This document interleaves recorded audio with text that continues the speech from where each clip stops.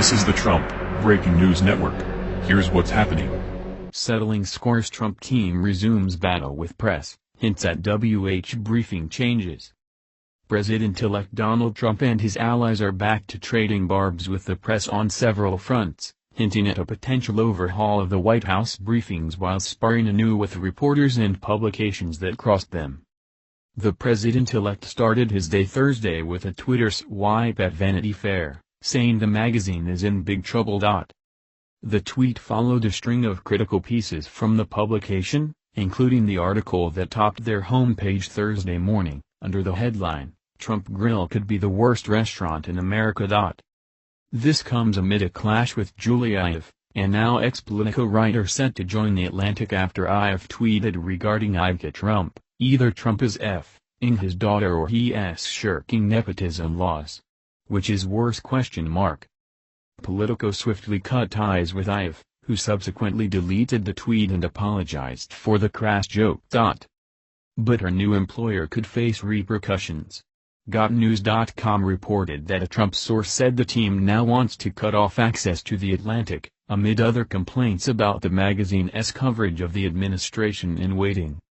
Incoming White House Chief of Staff Reince Priebus, meanwhile, touched off a Washington tizzy Wednesday after suggesting changes ahead for the traditional White House press briefings.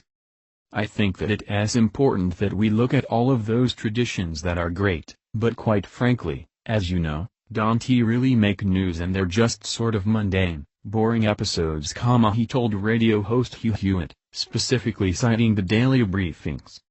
"It just so happens that we're actually talking about those things right now," Priebus said when asked about the plans for the press corps.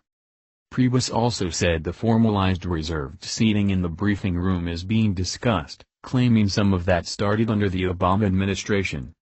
Priebus, however, was called to task for that claim by both the White House and White House Correspondents Association. WHCA President Jeff Mason noted that news organizations have had assigned seats in that room since those seats were installed in 1981.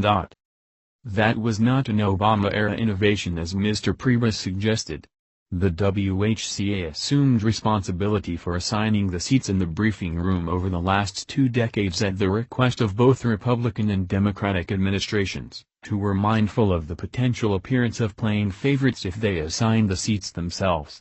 The WHCA looks forward to meeting with the incoming administration to address questions and concerns on both sides about exactly this sort of issue, he said in a statement.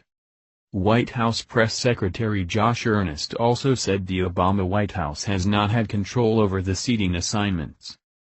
This has been the Trump Breaking News Network. Please subscribe and share to stay up to date on the latest news about our president. Be informed.